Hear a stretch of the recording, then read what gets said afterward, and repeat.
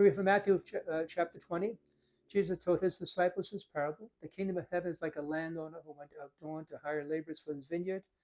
After agreeing with them for the usual daily wage, he sent them into his vineyard. Going out about 9 o'clock, he saw others standing idle in the marketplace. He said to them, "You too go into my vineyard, and I'll give you what is just." So they went off. He went out again around noon, around 3 o'clock, and did likewise. Going out about 5 o'clock, he found others standing around and said to them, "Why do you stand here idle all day?" They answered, "Because no one has hired us." He said to them, "You too go into my vineyard."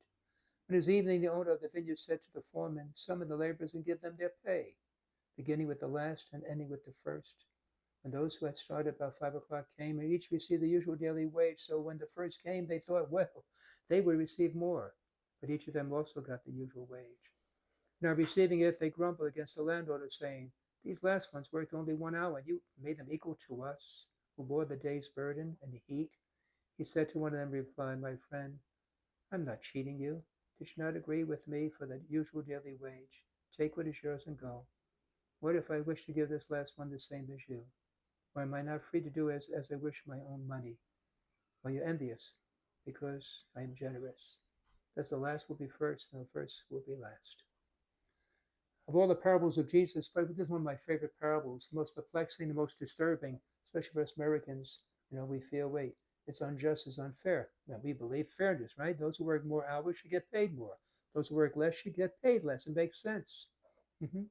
Doesn't now? And yet, so we hear this. This is not right. This is not fair.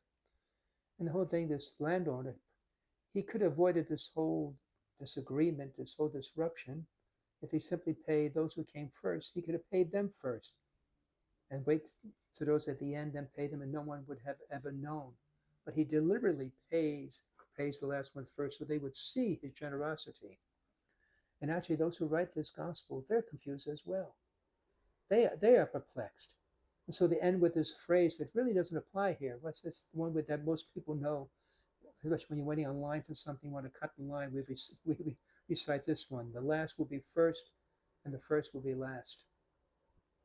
But that has nothing to do with the problem. They're not upset because they got paid last. They got upset because they got paid the same. That's the problem, not the order of payment.